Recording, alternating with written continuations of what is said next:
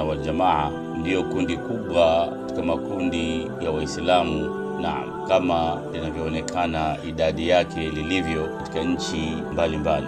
Na katika mwavuli huu wa Ahlusunna wal Jamaa yadkhulu fihim man siwahum, wanaingia wale wengine wasiokuwa hao, wale waliowafikiana na baadhi ya akida zao miongoni mwa Waislamu. Ama fikhi ya Ahlusunna wal Jamaa imejikita kwenye madhehebu manne makubwa katika ulimwengu, na Waislamu wengi wanafata madhehebu hizo nne kubwa, na maimamu wao waliotangulia qad ittafaqu ala qawli wahid fi usuli al-i'tiqad, wamefikiana wote kwa ujumla katika mambo ya msingi ya itikadi, na wote wamekubaliana juu ya usahihi wa khilafati al-khulafa al-arba'a, usahihi wa ukhalifa wa makhalifa wanne, Abu Bakar wa Umar wa Uthman wa Ali. Wa yu'minuna bi'adalati kulli sahabatin, na wanaamini juu ya uadilifu wa kila sahaba.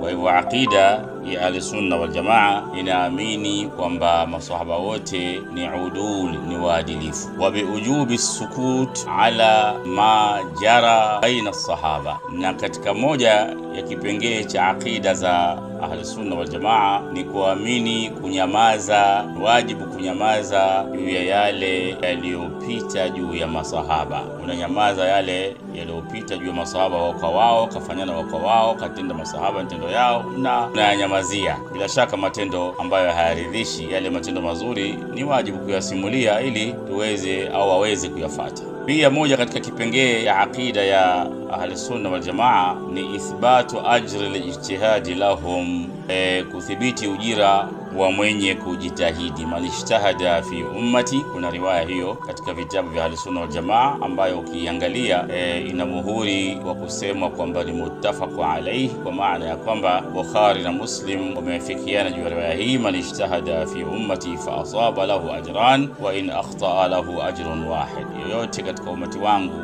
aliyefanya ijtihadi na akapatia atalipwa mara mbili, wa in akhta'a lahu ajrun wahid, akikosea atalipwa mara moja. Wala yukaffiruna ahadan min ahli alqiblati bidhanbin yartakibuhu. Moja katika kipengee kikubwa cha madhehebu ya asli ya Ahlusunna wal Jamaa ni kwamba wao hawamkufurishi yeyote miongoni mwa ahlul qibla, wale waislamu wanaosali na wanaofanya ibada zao kwa kuelekea kibla, bidhambin, kwa dhambi, yartakibuhu, kwa dhambi fulani aliyofanya. Hawamkufurishi mtu kwa dhambi, kinyume na madhehebu nyingine ambazo tutakuja kuangalia huko mbele za kikhawariji na kisalafia na nyinginezo.